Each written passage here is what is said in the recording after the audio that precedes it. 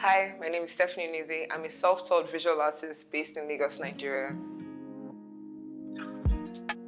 I've always been into art since I was young. I've always loved to draw and paint and make things. As far as I can remember, like my earliest memories are like me being obsessed in the stationery store, of trying to buy all the pencil colors and things that I could find, drawing on every single thing available, like room walls and doors. My parents were very happy about that. Very imaginative child, just always in my own head.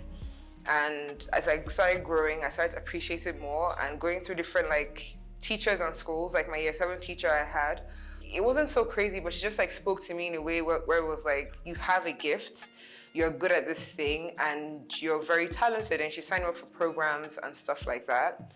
And then when I moved to Nigeria, like I had an art teacher in school who actually was always on my case. And I remember like he was telling me one day, like, when you grow up, you have to do something in the arts. You can be a graphic designer, you can be anything, but you can't let this like go to waste. It was so encouraging to have people like that in my life that really like put a light on what I do and the gifts I have. Learning how to tell stories with that skill as well propelled me to like, you know, finish school. I studied computer science in school, and like as soon as I finished school, I just started to like forage a path in this creative industry, in this art. There was a time where like, okay, when I finished school and I was like, okay, I'm going to do this full time. I'm not going to be a computer scientist. Although like, you know, tech is amazing, but it wasn't my calling. And I remember having to like forcibly argue with my parents and like my siblings that like, this is what I want to do. And everyone was so scared for me because I was like, you know, you're not really going to make money. How you survive? This is Nigeria. Like, people don't make money from being artists. And the same trope of, you always see artists on the side of the road selling their work and everything like that. And I was just like, well, I'm not going to do that. So that's not going to be my story. So that was a turning point. First having to fight for it, and to go against what everyone else wants for you or sees, or their own fears for you, and to pursue it. Then I think another turning point was when I almost gave up, when I moved to Lagos, and I almost gave up because I just felt like I was making no traction, like nothing was happening for me. And then I got into Star Art Fair at Saatchi Gallery, and I was like, okay, wait, this is huge. Like this is amazing, because it was curated and it was judged, and I sent my work in and I was selected, and it was at Saatchi, and I was like, I mean, if I'm doing this, I guess I'm doing something right. So that was a turning point when I realized that there's actually value to what I do, and not just by myself, but on a global scale, internationally. And it was a fair that was mainly for galleries, and I was one of the few artists that was exhibiting solely by themselves. It was happening around the same time as the 2020 NSAS protest. So a lot of the work I had at that time was about like, you know, Nigeria's like military history and oil and Biafra and all these things. And it was just like, I always tend to make work around things that are very important. It's so interesting how arts can open people up to tell their stories and also give hope. Because some people would also come and be like, with everything going on right now, it is crazy to have someone in this space on such a big platform speaking about something. So that was a turning point for me when I realized that my art really touches people, and it's bigger than just me and my passion and what I like to make. It actually tells a story and gives people a chance to be seen. Artistic influences have changed over time.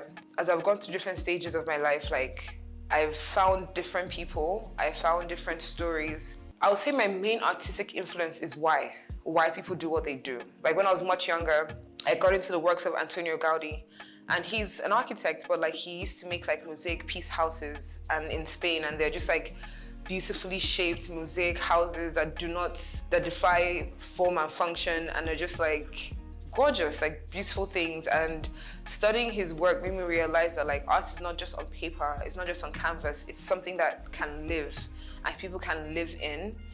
I love Frida Kahlo because of her honesty in her art. I feel like it's rare, especially as a female artist or a woman in the arts, to tell your story so boldly and to be so honest and to be so strong at the same time and to be so defiant. Obviously, I love Warhol and Basquiat. That's just like, I think for anyone who was born or raised in the time of like the 90s and even the 2000s, you can't get away without being part of that wave. I love Pedro Lachire's work. I find her work to be transcendent. Every time I come across it, it just blows my mind. So I've had different influences as I've grown, as I've learned, and for all the people that inspire me, it's always why they make the work. They make the work because they have something to say, because they believe in being beyond themselves. And I think that's my major inspiration, is making work that matters. My creative process is very mental. It's a very mental creative process. Before I put anything on canvas or on paper, I would have thought about it for a long time. I tend to want to hold the image in my mind. The stronger the image can be in my mind, the more clear it can be, the more I can see the colors, the shapes, like literally build the whole image in my mind before I put it on paper. Because as I go through, like I read, I study things, I love history, I love, pop culture, I love design, fashion. So I just become like a sponge, and I just like take everything in, and then something could have been in my mind for years and it would take me a long time to click with something else that would bring a story together. My work tends to be very mental, very cerebral. Like I will take a lot of time to like just be in silence. Like I can be alone for like weeks on end and just like not interact, just be by myself, so I can like register what's been in my brain, register what I've been influenced by, register what I'm seeing, register what I'm learning, put them all together, like shake it around, pull like an image out of it. So I love to pull images out of words and things like that. So I'll pull an image that combines a factor of things into it, and then they'll all have a linking story, and they'll all somehow come to be together in a way that is different and abstract, but in a way still holds like a certain form. I do that before I start to sketch. I have like, my sketches are very terrible. Like they are terrible. Like if you see a sketch before the painting, you would not believe that I had any talent. It's like just like big circles, small circles, it's like random things.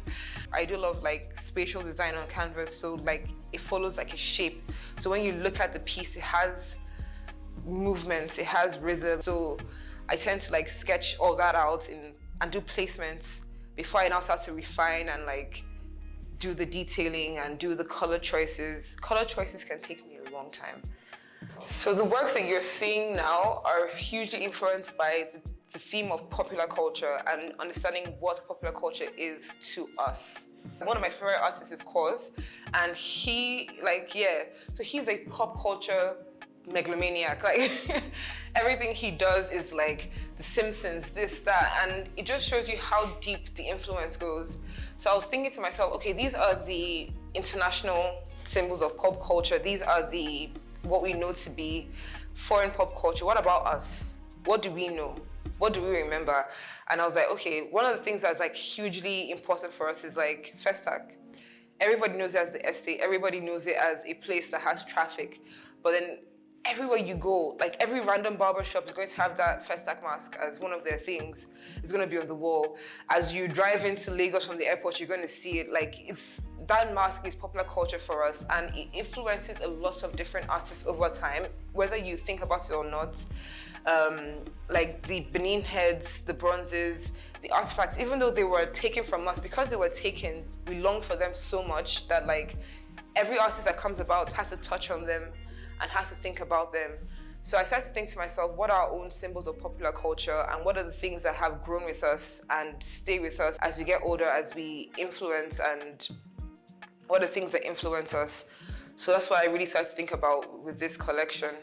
Some of the main themes and messages I show in my work are around history and culture and its influence on people. An earlier exhibition I did, the theme of the work was "You Deserve a Beautiful Life," which just highlighted the life of us in Nigeria. So I created that collection of work to say that you deserve a beautiful life. You deserve to be able to be happy. You deserve to be able to have these things and they work for you, not against you. Themes like that, and here with popular culture, and now seeing how all these things have influenced our way of being. So these are the things that I look at in my work, and I look at how it affects us, how it affects how generational traumas and things that happen to us because of our history and our culture, and how we put things together and how we react to things as well.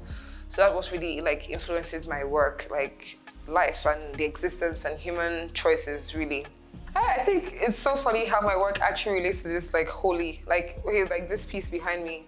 It's the past, the Ikenga, the future, the child moving forward, bring it together in a modern and simple way to tell a story that's very visual and clear and concise.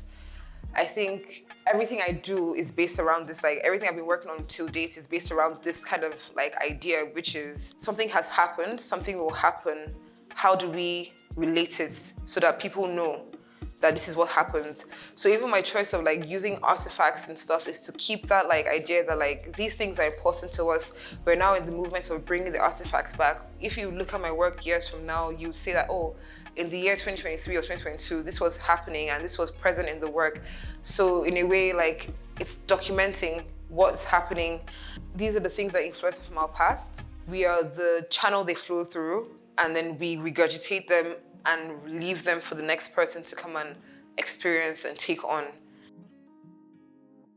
I think I understand the people who don't want to be labeled because first and foremost, you're just an artist, you're just a creator, you make things. You don't want to be seen as a female artist because you don't want that to limit your opportunities. I always say like, a lot of exhibitions, just guys, and then when it's women, it's like, oh, it's a female arts exhibition. But when it's a male artist, you don't say male artists, it's just artists. And I think even with actors and actresses, it's like, you know, we're all actors. There's no need to like genderize this thing. We're all making things. And I also understand there's importance to have the word female artist because when you are a younger artist and you're looking for role models, you want to be able to find female artists, you want to be able to find women in the arts. But I think there's a way that we can do it where it's like, we know these are female artists, but we don't box them into the idea of only being female artists. Like they should be able to stand on an equal platform and say we are all artists. A lot of female artists have painted for great artists and masters, but have been forgotten.